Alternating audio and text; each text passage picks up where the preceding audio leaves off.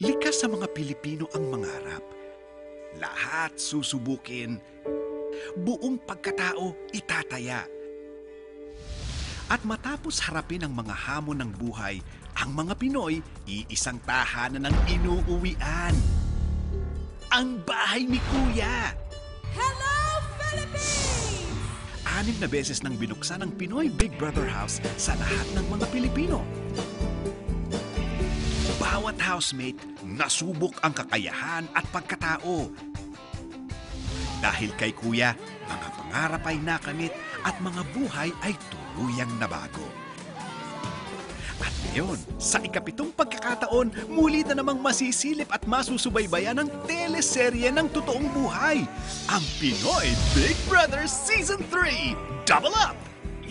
Doble-dobling saya! Doble-dobling drama!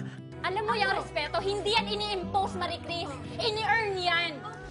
Kaya't doble-dobling paghahanda rin ang ginagawa ni Kuya dahil sa doble-dobling pagtugon ng buong bayan. Mga nakapila para sa audition ng Pinoy Big Brother Season 3, umabot ng mahigit 10,000. Kilometro na ang haba ng pila para sa auditions. Phenomenal ang touring ng organizers ng Pinoy Big Brother sa malaki full power na turnout ng mga aplikante ngayon. Libo-libo ang sumubok at nakipagsapalaran mula Luzon, Visayas, Mindanao, and all across Europe. Hi, Carolyn, where are you from? 17 audition points in major cities and provinces, 4 audition dates in Metro Manila.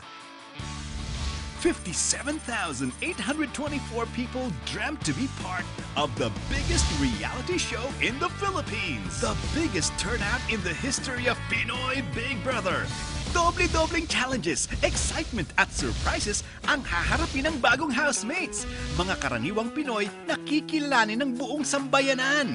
At dahil sa iyong doble-dobling pagtangkilik, dobling mga pasabog ang iyong masasaksihan. Titiyaking doble rin ang iyong magiging kasiyahan dahil sa dobleng pagbabagong yayanig sa lahat. Expect the unexpected. Ito ang Pinoy Big Brother Season 3 Double Up! Kapamilya, maligayang pagbabalik sa aking bahay.